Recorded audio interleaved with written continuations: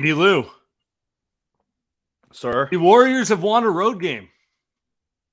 The Warriors are 3-0 on road games off of American soil this season. Wow. They win in Japan, win in Toronto. Just not the 50 states, Other than that, I thought they looked really good tonight. Before we get to this, you are joining the Pacific Catch post-game show. And Andy, we're recording this at 6 p.m. Do you know what I ordered on DoorDash for dinner tonight? Oh, hit me. I got some hot nudes. I'm pretty hyped on it because DoorDash says it's going to arrive in 10 to 20 minutes. So, you haven't had it yet. Wow. No, I haven't. It's 6 p.m., early game on a Sunday. I know you think I'm old, but I'm not a 5 p.m. dinner guy. Yeah. My parents have always done 5 p.m. I actually had it yesterday, super hungover. It's actually great hangover food, I realize, because it's just no frills and it's a lot of volume, and it's good. So shout out to Pacific Catch. I drank way too much on Friday night. That always gets me with Pacific Catch is like the portions are legit. You know how sometimes you order from places and you're like, dude, I get, sure, this is a bowl. I mean, it's kind of like a bowl like this, but like, it's like a legit, like, I mean, if I'm starving, I could finish it, but like usually it's leftover type of stuff. Yep. So, anyway, let's get to it. Thank you to our friends at Pacific Catch. Warriors win 126-110. Toronto Raptors. Not going to lie to you, in my head, all I was thinking about was what you were saying about how if Draymond Green, Klay Thompson, and Jordan Poole step up, they're going to be fine without number 30. And, Friday night, quad soreness, Klay chucking. Poole wasn't terrible on Friday, but, tonight the vision came together. It was the perfect version of the Warriors that you can imagine without Steph Curry. I thought that Jordan Poole essentially was Steph Curry tonight. Klay Thompson wasn't crazy, and Draymond Green kind of played like a madman. Like he came out shooting like he came out making 3 threes, not shooting. He came out making 3 threes in a row. So all in all, I thought successful. To me, what this team felt like is they needed this. They didn't need like a nail biter game. I think if they had won a nail biter game, I think you and I would sit here I think I wouldn't be impressed. They needed this blowout win. They needed a game where they were just demonstratively better than the other team and better than them on the road. And I saw a Toronto team that I think may have worse vibes than the Warriors. And now I feel great about the Warriors after this game. Now I feel that they're in a good spot. We got a special guest to talk a little Raptors coming up in like 10 or so minutes. But I agree with you. They needed a game where it was low stress. They just played in the flow the whole way. Like Draymond set the tone. I mean, 3 straight threes to start a game. I felt like it was in 2016 with Draymond again there. Obviously he didn't, keep making threes, but aggressive all night. This is my favorite version of Draymond when he's just active on offense and then just engaged on defense, 17, 9, and 5. Can't really ask for more from there. And I also let's talk Klay real quick before we get to the bigger stuff. Like Klay only took 14 shots tonight, but I feel like that's perfect because he played in the flow of he wasn't trying to force it. Like Friday against Philly was quintessential. Steph's out. I need to be the man. And I don't think that's not who Klay is anymore. And that's not who the Warriors need him to be. Like, yes, Steph is the best player and they're going to be limited without him, but they probably have enough offensive firepower for Klay to just, he doesn't need to force it is my thing. A little frustrating when he does it too, right? Because I think at this point it's very much you should know what you're going to be good at and what you shouldn't be doing. And you feel like he got better at that after the beginning of the season. He's still doing things like what he did against Philadelphia. So, I mean, that's who Klay is. We've gotten used to it. The problem is, I think the further along we go into the season, is last season's kind of comeback and the playoff run, was that kind of just a mirage? Was that actually just him maybe playing off adrenaline and playing off pride? Like, did he just tap into something there that he may not get to again, especially in the regular season. I'm not sure, but if you can scale it back like he did today, like you just said, that's effective for the Warriors because they have a guy that they actually need to shoot 20 plus times a game, especially with Steph out. And he can do that for a month straight. We saw him do that last season. They're going to need him to do that, and he did it tonight. So, yeah, to Clay's point, is they need him to guard Siakam. They need him to guard Scotty Barnes. They need him to guard those guys, and then figure out the shooting stuff later and not try to give them 30 points every night. They don't really need that as much as they can get from other people. Yeah, they don't need the 2015, 16, 20 shots come hell or high water Klay Thompson. They need Klay who, if he's feeling it, he might get 40. But if he's just playing in the flow because someone else is feeling it and it's like 12 shots, he hits 5 or 6 of them, gets 15 points. That's much better than the I have to be Kobe because Steph's out and take 25 shots and like get it to me in the mid range and that sort of stuff. Like, and it's clear Klay kind of waffles back and forth with like trusting the younger guys versus like feeling the responsibility to take over the game. But at least for tonight, this is perfect. I don't need more. He's a less is more player a lot of the time, right? Pretty much all the time at this point in his career, unless he's on fire. Really, it is what it is. Unless he's on fire, and we'll see.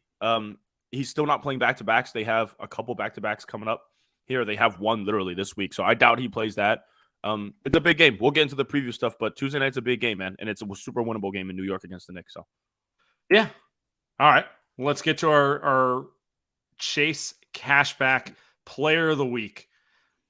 Light Years Pod presented by Chase Freedom. So I feel like it's only right that this week's Chase Cashback Player of the Week is Jordan Poole. Career high tonight, 43 on 14 for 23. Literally doing kind of a mini Steph impression there, minus like the 38 footers tonight. And that's following up what was, I thought, a solid second half in Philly. I thought he was a little slow in that first game without Steph, but he came really around into it. And he's playing excellent. And the Warriors need him to, because they're going to be without Steph Curry for a few weeks, maybe 2 to 3, maybe longer. And they need the Jordan Poole they got last year to step up. That's your Chase Freedom Cashback Player of the Week.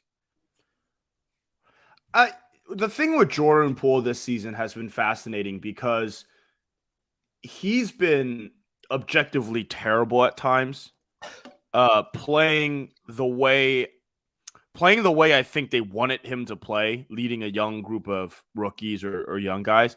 And then he's been amazing, like he was tonight, when you just put him in the role that he was in last season. And you just say, hey, go score the ball. Go try your best on defense, but we've got enough guys around you. They threw Dante, Klay, Looney, and Draymond out there tonight on defense. We'll put some players around you so you don't have to kill yourself on defense. But go get buckets, man. And he could have had a 50 ball tonight if he had just made some more threes at the end. But really, he took over the game.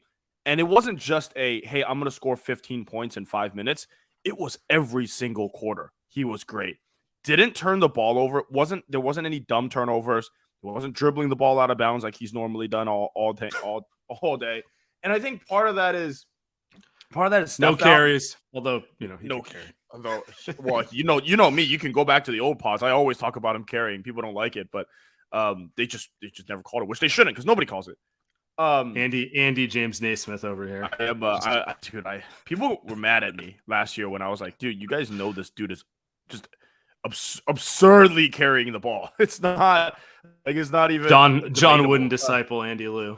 Yeah. It's disgusting, man. So anyway, with Steph out, things make a lot more sense. Klay stops chucking, says you go handle the rock. Draymond and him has the same connection really that Steph and Draymond have, so they look like they play better together. It's so weird. I like it. I think they needed him to step up probably the most out of those three guys.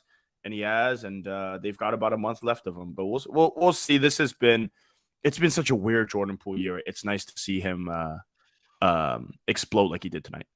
What do you think of the fact that Poole's played back-to-back efficient scoring games without Steph. And he went on a little run when Steph went down last year. Do you think there's anything to that? Is Steph ruining him? Is Steph the new LeBron here, where no one else can go off if he's in his element? I think the Steph Poole and Clay lineups probably don't make that much sense anymore. I think there's a place for it. Yeah, I don't think it makes that much sense. It was cool last season, I think, down the stretch too when it was exploding, but it's too much of Steph, you're gonna have to take a back seat, and then there's too much of let's go get Clay involved to the detriment of Jordan Poole, and then there's too much of we just don't have enough defensive players on the floor. So I think all that combined, I don't think you can play all those three guys at once. Maybe unless Clay is a lot better, or Jordan Poole just plays like he does tonight. Like end of the day, it's those two guys that have been piss poor and multiple times this season. Like it's inconsistent is the best way to put it. Yeah. Right. So maybe if all those guys are playing well, sure, that's fine. Like you just have three guys that nobody can guard because they can shoot the lights out. But I think it's just so much easier for someone like Jordan Poole when he can just say, well, it's my show, so I'm going to be comfortable making decisions. I don't have to worry about passing it back to Clay or passing it back to Steph or like it's just me and I can do what I want. He's pretty damn good. Yeah, and it's kind of been a thing when Clay sat also. Poole's gone off when he plays next to Steph. So I think the overarching thing is like the three of them together, there's always kind of an odd man out. And it's not even I don't even think it's a terrible thing. It's just like they have a hard time finding rhythm with that much firepower in the backcourt. When one of them sits, it's a little easier for Jordan Poole to find his space. Long term, they got to figure it all out together. But I really do think that's what it comes down to. It's like when Clay sat earlier in the season, Poole had a 36-point game. Why? You plugged him in. You didn't have to worry about feeding Clay. And it was just kind of Steph doing his thing, Poole doing his thing, and it worked. With Steph's out, Poole gets to be the lead option. Clay does his thing. It works. When it's all three of them, there's always someone who just doesn't get enough touches to find rhythm. Not always, but that's kind of what it comes down to. Yep. I think so. And it's they need Wiggins back to help that. Dante's been the guy picking up the slack. He's been the guy that's in the Wiggins role right now. He looks incredible. So such a Warriors that guy back. Such a Warriors player. Like I like the Dante signing when they got him, and it's playing out to the best of my expectations because he's one of those guys who does a little bit of everything and kind of stays within himself, right? Like just we want the Warriors to trade for Alex Caruso. He's not as good as Caruso, but it's kind of the same type of thing where it's like you can run some offense through him. He'll hit a couple shots. He's willing to defend. He gets a bunch of loose balls. It just does all these things that kind of contribute to winning and making your better players go off. So when was the last time we saw him make a dumb play? We don't see it. We just don't see it from someone like him. It's simple as that sometimes. Yeah, he's playing excellent. All right, Andy, I got a special guest for you because you do not get enough Esfandiari in your life. I'm bringing a second one up here. S. Yeah. What's going on, yo? What are the odds I could find another Esfandiari? I know. That's crazy. I love it. I've only met maybe like one other Esfandiari, by the way. So this is always a pleasure, I guess. I've met many people with the last name Esfandiari outside of my family, just to be clear. That goes without saying. But I've never met someone with the first name. So nice. Pleasure. What do I contribute your work to these days? You're bouncing around. I don't know where you're at now. Yeah, no, I'm at SDPN Sports, Steve Dangle Podcast Network. So that's where I'm located. For the Light Years listeners who don't know S, he is Toronto based and kind of one of my lead Raptor follows here. And let's start with this. We think the vibes with the Warriors are bad, and then we watch the Raptors, and those are some negative vibes. So, give us kind of what is going on with Toronto. Give us a little bit of a man. How much time y'all got? It's not good right now. And honestly, I saw Andy's tweet about it earlier where it's like the vibes actually do look worse. And yes, they kind of do look bad right now. They're losers of 5 in a row. They have been injured and decimated with injuries, but that doesn't really matter towards how they look right now because I mean, you guys saw it tonight. The effort was just poor on defense. They were letting like straight line drive consistently for Poole. Even Klay Thompson got downhill a couple times. Like when you're at that point, you know that the defensive effort is just not there. And it's the consistency aspect. Like they just have not been able to get any type of consistency from their roster.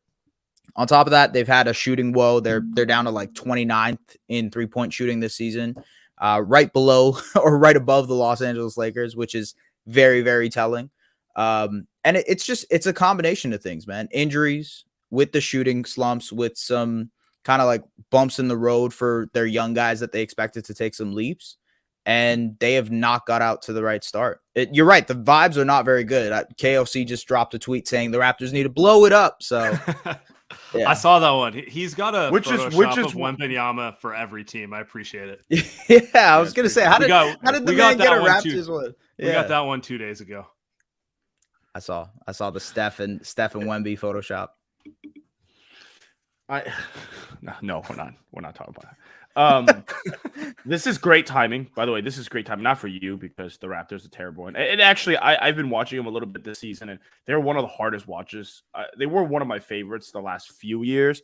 They've slowly become one of my worst watches because offensively, they just don't have a plan. It's just very ISO heavy for a team that doesn't have great offensive players. But really, as Warriors fans, the question is, do you actually think Masai Ujiri is going to trade guys at the trade? Do you think he will move your Gary Trent Jr.'s and your maybe we don't care about FVV, but Pascal Siakam, OG Anunoby would be a great fit. Like, do you think there's a shot that those guys will get moved? Their entire roster is Warriors type players. So I mean, obviously not fit any of those guys Scotty, in, but you know. Yeah. No, I get what you're saying. I think it depends on the player. I would imagine that Scotty isn't a guy who will be involved in trades. I imagine that OG is also a guy that will not be involved in trades just because he's 25 years old. They probably want to match him with the Scotty timeline and develop if that's the way they want to go. And when it comes to Pascal, it also is tough to see them moving him unless there is a pretty big return. So look, if the asking price is there, I don't think they would, kind of like second guess themselves. But if the offer is right, I assume, and let's be real, like their schedule they have coming up in the next month is tough. It's not a good schedule. They could continue to slide, and maybe they get a little bit more desperate that way, and you see them, kind of get more aggressive or maybe they're 20 and 33 or something like that in like a month. Yeah, and they just kind of look to sell a little bit more. But the two guys that seem more plausible in that scenario you guys were talking about is Gary Trent Jr. and Fred VanVleet, just because their contracts are coming up and money's getting tight. They're not going to pay luxury tax money for this team, which is what they're doing right now. So it's probable that Gary is traded. I think I would put the probability at about like 90% that Gary Trent Jr. gets traded. But I would, when it comes to Fred VanVleet, I think that depends on, what you guys just said, how far they slide. If they slide a lot, then yes, I could see them being like, okay, maybe we retool around a Pascal, Scotty, whatever, right? So it's too bad that neither guy is a good fit for the Warriors then in that case, because that sucks, because they don't need a Fred VanVleet and they definitely don't need, in my opinion, a Gary Trent Jr. Jr. I know those rumors came up a little bit right before. I don't know. Yeah, I saw that one like it might have been a month ago. The Warriors are talking about Gary Trent Jr. and I do know that they liked him in the draft. I want to say it was the draft that they took Jacob Evans. So, probably should have went the other way on that one. But anyway, like, yeah, I can't see a scenario where there's a trade that makes sense. Just when you start looking at contracts and who the Warriors would have to cobble together, and like they need a front court player, not a another like de facto wannabe Klay Thompson, like that sort of thing. So, well, I'll say this. I think if they end up doing one of those, let's just see what we can get for everybody type of sales. Let's re-gut and kind of like move and figure out what we can do. I could see guys like Chris Boucher and Thad Young getting available. Now And that is interesting. yeah, that maybe piques your interest a little bit more if you're a Warriors fan. Yeah. Yeah, those are not like the popular name is like Jakob Poeltl, obviously, because it's very easy to see how he could slide into doing like what Bogut used to do for the Warriors and everything there. But we don't know if he's actually going to get traded. But yeah, like someone like Boucher, like he would undoubtedly help the Warriors front line because after Looney and Draymond, what do they have? I mean, you watch them tonight. They're no Wiseman minutes until garbage time. And Kuminga noticeably got pulled after his first stint. He's actually been playing 20 plus minutes a game for the last month. I thought he had a good stint, honestly, in that second quarter. Like he kind of gave them life a little bit, but he took a couple bullshit mid-range shots, and Steve got very he thought he was KD like for a second. I don't know. He was feeling himself for a second, and I think it's unfair, but they win by 20, so I'm not going to argue against results there. Right. It is what it is. But yeah, he's been good. He's a guy that I mean, maybe even OG Anunoby is a good comp for him where like OG's I love OG. I've kind of like always watched him because he's one of those wing guys that kind of can't dribble but can kind of score but is really good defensively. I think I know Raptors fans call him one of the best wing defenders, if not like defensive player of the year. OG and Wiggins are pretty similar in a lot of ways there. So yeah, it's just Wiggins has like the natural scoring ability. He had it at the beginning of his career versus OG is trying to like build up towards that, which Kuminga doesn't have either, right? Kuminga doesn't have natural scoring ability. So and I think it's Kuminga bigger than OG. I don't even know. Like that's a good, I think, trajectory for Kuminga to get to. Where if you tell me Kuminga is going to be one of the better defensive players in the NBA, it wouldn't surprise me.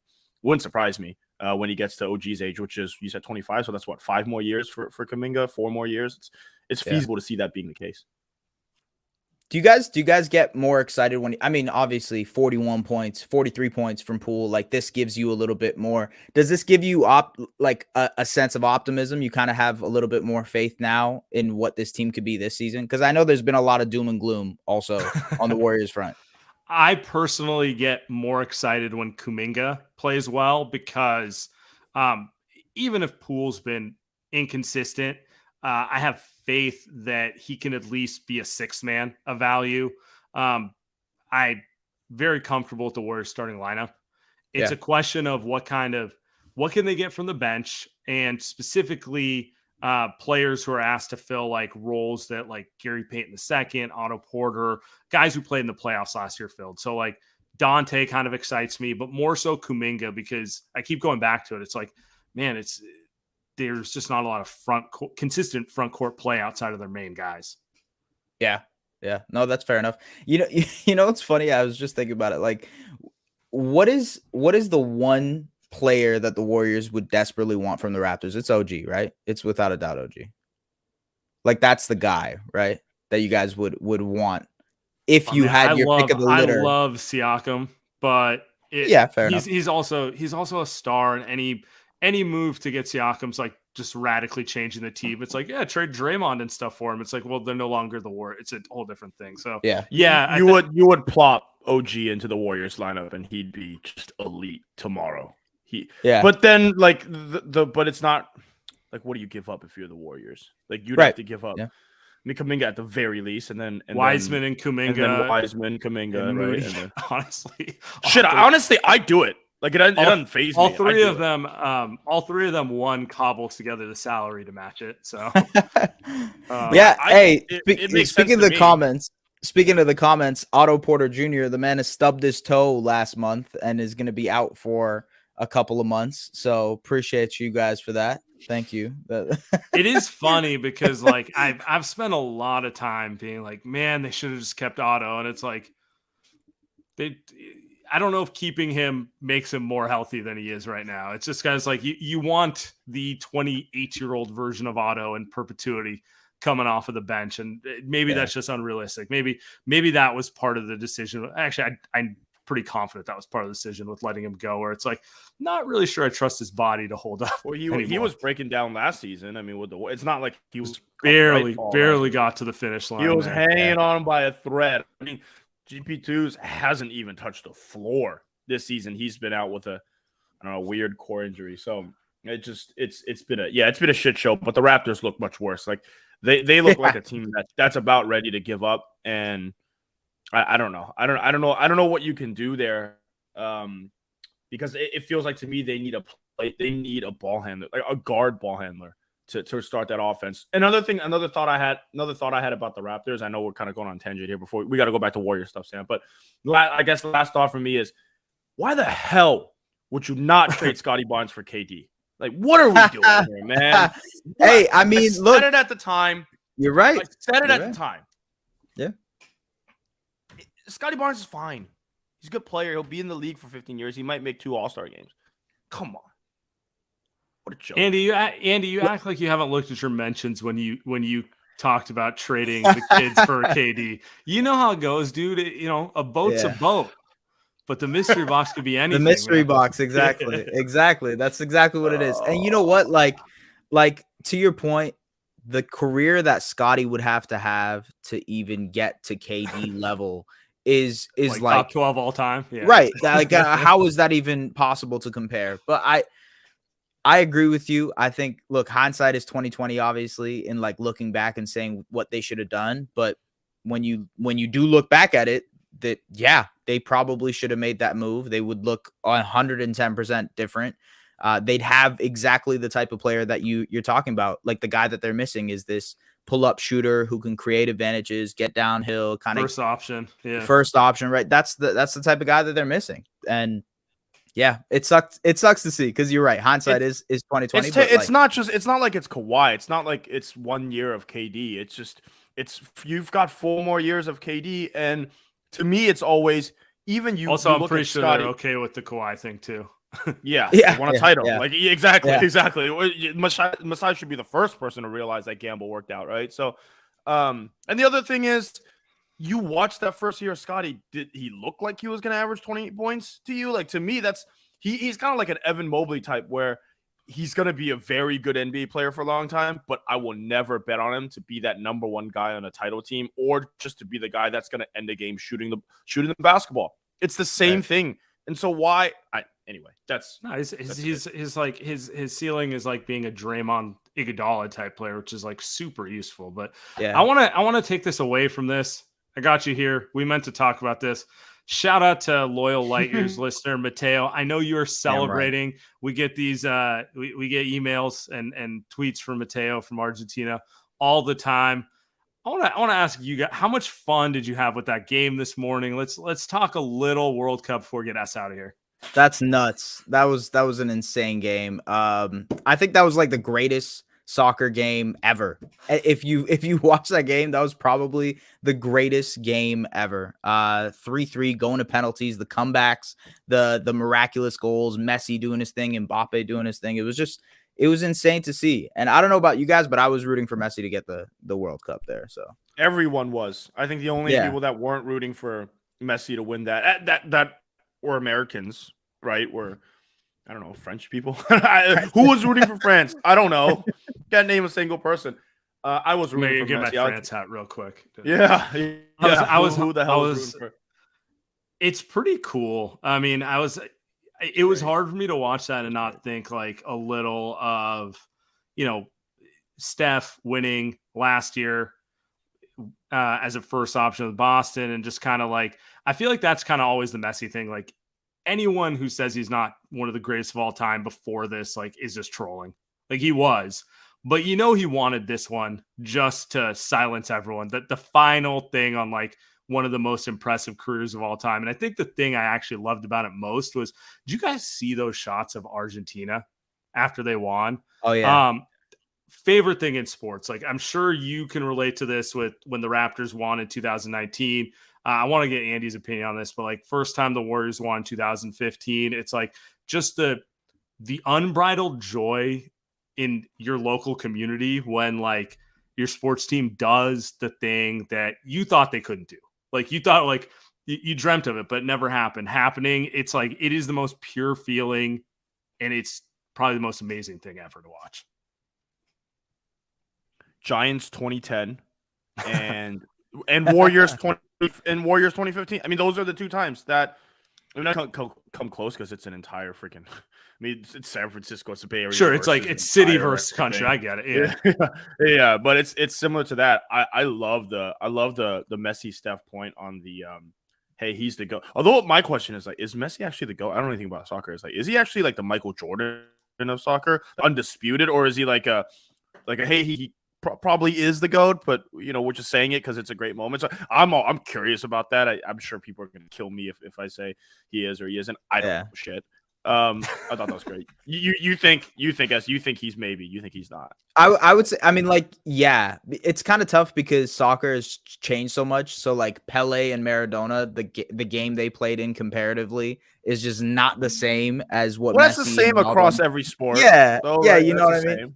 But like Jordan was at least a little bit closer than what Pele and Maradona were in terms of like the distance and how much the thing changed. It's like comparing Gretzky and the hockey players you see nowadays. Like, bro, it's not even comparable. They weren't even wearing helmets and shit. You know what I mean? Like, I don't know. Baseball is probably the best comp. It's like, what am I doing with like Babe Ruth? Like, I'm looking at some grainy black and white footage. It's like, I get it. He was better than everyone in his day. You can't tell me he's better than Barry Bonds, type of thing. Right. Or you can, or Shohei. Hey, another thing, you talked about the passion, I think from Argentina. Dude, you saw it in the players. Di Maria, the guy that was really good, he scored one of the goals and then he ended up getting taken out.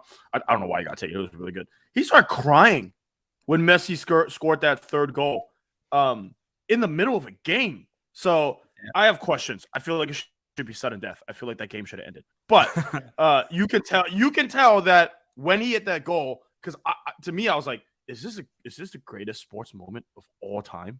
Like, this is the World Cup. This 35-year-old legend, he's about this, or the game-winning goal ever. You see his teammates on the bench. They are crying like it's a fucking movie. I feel like I'm watching something out of Disney, right? Like, I feel like that passion you don't see anywhere else outside of sports. You also don't see that in American sports, which is crazy. I think so. Anyway, I watched that and I felt like crying, and I'm not even Argentinian. I was like, oh my god, this is insane.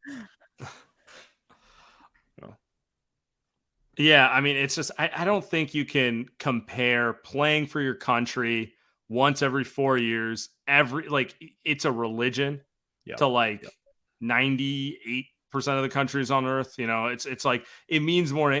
He's had a better career than Maradona, but like ask any Argentinian up until this, they would still say Maradona's better just because he won the World Cup, you know?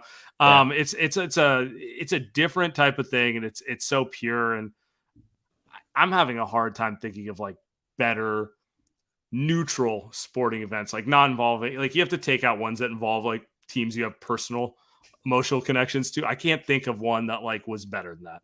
Well, like that was televised like that too, right? Sure, there's billions of people watching that. I really can't think of one that was that. Like maybe Usain Bolt doing the 100-meter dash, like that was also wow. You know, he broke the record. This is insane. Like that was. I think that is the last time I could think everybody was talking about this guy, even though they had no idea about anything track related. You know what I mean? Yeah, we're not watching like the random track events in August of whatever. Yeah. It also wasn't. It was two great players and great teams. You could obviously tell if I never watched a single second of soccer that Messi and Mbappe were the two best players, and found out that they play on the same team. Which that's not fair with Neymar. Like what? How does that make any sense? You talk about stacking the deck. Well, when the Warriors got KD, it was a front. Like, how do you have those three guys on the same team and PSG? It's insane. And then the level that they were playing at, somebody tweeted that it looked like the Warriors and Cavs in 16-17 when it went 5 games, but the level that LeBron, Kyrie, and Steph and KD were playing at were just, I don't know if we've ever seen basketball better than that from two different teams. So, but it's basically them go to 7 games. Like that game was a 5-game series. This was them in the championship game. 3-3 tie, extra time, like as far as you can go with two guys that are as great as they're. You know, a guy played a fucking great game when literally no one is trying to be like he choked. You know, there's like there's always someone who will find a way to like say like, yeah, but you know, he could have done this. and There's no disputing that. yeah, it's just like, I don't know. He had a hat trick, dude. Like, what else he had 3 goals. What more do you, Andy made his penalty. What more are you asking for here? And that kind of just speaks to just like that. Yeah. I don't want to be like everyone's a winner because I'm sure he's annoyed that they lost. But like, it's cool to see one of those games. There's just greatness against greatness. And it's not like someone missing something. We appreciate you hopping on. Anything you want to plug before you get out of here? No, nothing right now. Just working, just regularly working. Appreciate you guys letting me on. Have a good one. All right, Andy, we got a couple super chats and voicemails to get to before we get out of here. Let's roll. Awesome, hitting us up. Steph and Messi parallels. Not sure how this game translates. Toronto might just suck. Not impressed with Barnes. He needs to be more Iggy, less KD. I feel like we kind of hit on this. Yeah, we hit on the first one and the third one, right? So I'll hit on the not sure how this game translates. Toronto might just suck. That's interesting. Let's see how they look in New York. Because some of what the Warriors do nowadays is closer to the rest of the NBA. They shoot a lot of threes. Sometimes you just get hot, dude. Sometimes Draymond makes 3 threes, and you start the game hot. You know what I mean? Like sometimes you just a lot of the Warriors' problems go away if Draymond's a 50% 3-point shooter. They might not lose the game. At 46% tonight. Yeah, I mean that's kind of a helpful one. You got a good point there. By the way, we didn't hit on this, but Wiggins doubtful in New York. Seems like they just want to rest the abductor, and he'll probably be here for the homestand. We'll hit on that stuff after New York. Okay, fine. One other one's Raptors get a better guard than Fred. They take a leap. Yeah, I feel like. Go ahead. Sorry. No, go ahead. It still angers me watching Fred VanVleet. You know why? And Warriors fans know why. It's just guy. He's good. He's not that. He wasn't as good as he was back then.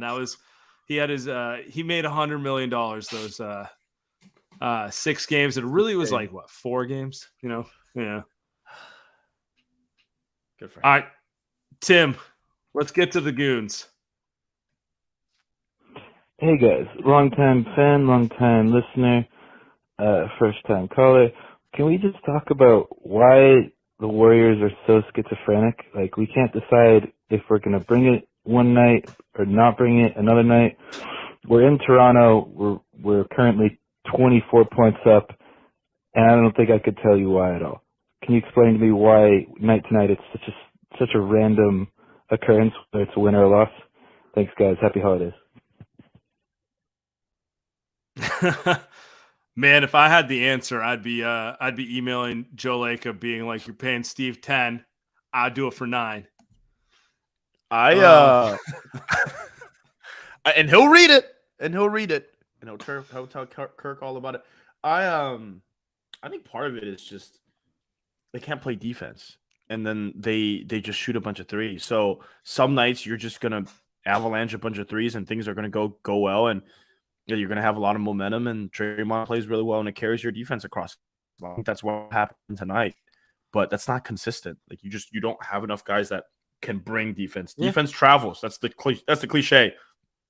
And unless you got Steph and Clay healthy, and we're talking 2019 Clay, shooting isn't going to travel, especially that's same across every team.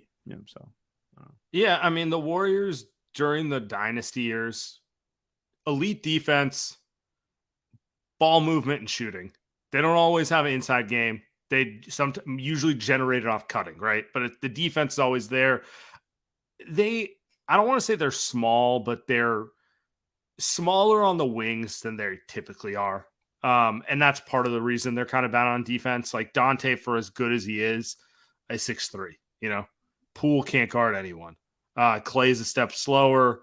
And Lamb's tiny. It's like, if Kuminga can come into it and they can get someone else who's a little longer, maybe the defense gets a little better. But I agree with you. Big picture wise, if they were playing that normal Warriors top 5 defense, probably 5 extra wins, just because you can ride some of those bad shooting spells. It's that simple sometimes. They need Draymond to go balls to the wall in order to have that defense. It's not how life works. You can't. He's 30 plus.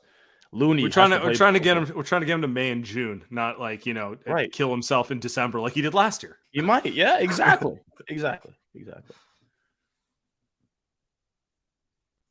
this is just an appreciation of Jordan Poole coming back, finding his game. What just a superb game tonight for him, and we really needed this. And shout out to Klay Thompson with 7 rebounds? Who would have thunk it? But love to see it. Quality win. Thank goodness. And also, Loon Dog is he's just that dude, okay? Hey, have a great show, fellas. Andy, stay positive, okay? This is Kareem calling from New York. That's for me. I love how you are now Mr. Negative. Karima, justice for Sam. Thank you. I said justice. Fuck off. I deserve that, though. I deserve that. She shouted out Looney at the end there. We talked Poole. We have not talked Looney. Andy, I know you got some Loon Dog thoughts. Look, we fought over this. We almost broke up. I almost left Light Years podcast because of this. But I was going to choose Kevon Looney as my player of the week this week. Chase Freedom player of the week this week because he's so consistent. He battled Joel Embiid in a losing effort on Friday night. I felt bad for him because he was the only guy that was fighting. Like, it was a team that was either too small or didn't go hard enough. Like, watching Klay that game frustrated me to no end because it just like, dude, get in the paint. Like, if you're going to be out there, you got to help him fight. And it was just Looney trying his best against a guy that's unstoppable, right? And no Draymond next to him. And he also was huge on the boards, a bunch of assists, even scored a bunch of points. Tonight was as solid as ever against a pretty big Toronto team, full of wings, full of just jumpy big guys, energy guys. They may not be great, but full of energy big guys. He's going out to contest threes. He's grabbing rebounds. He's blocking shots. So to me, like, that's their rock. And if they lose them, I have no idea where they go with that. We're not putting that in the universe. Just to be clear, edit it out, Tim.